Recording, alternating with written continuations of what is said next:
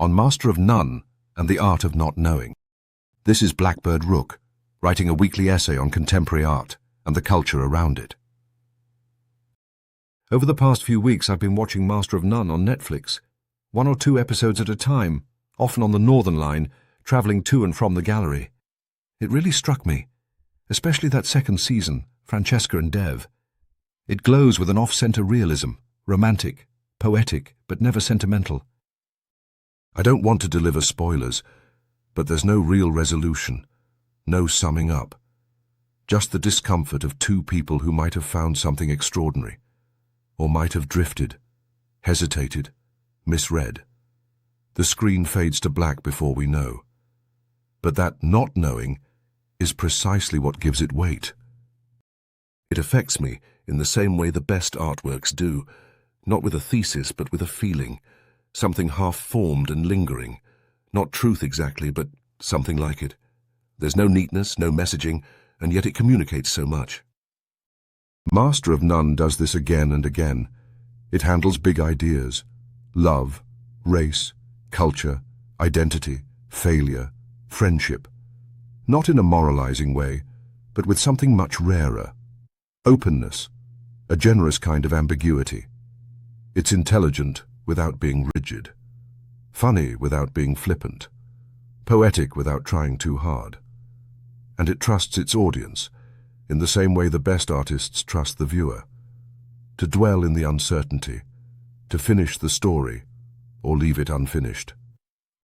I've been thinking about that as I move between shows and studios, between the rhythm of a packed tube carriage and the strange still light of a painting.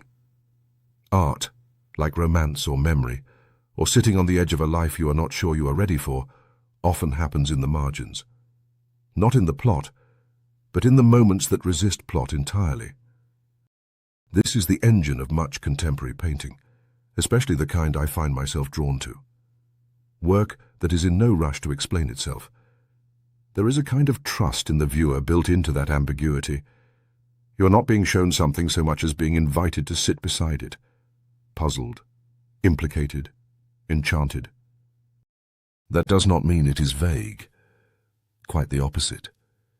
The strongest works are often full of exaggeration, hyperreal forms or impossible colour. A woman's arm too long for her body, or a hand grasping at a nothing that feels emotionally exact. Heightened, but grounded. We often think of exaggeration as distortion, but it is also how inner experience becomes visible.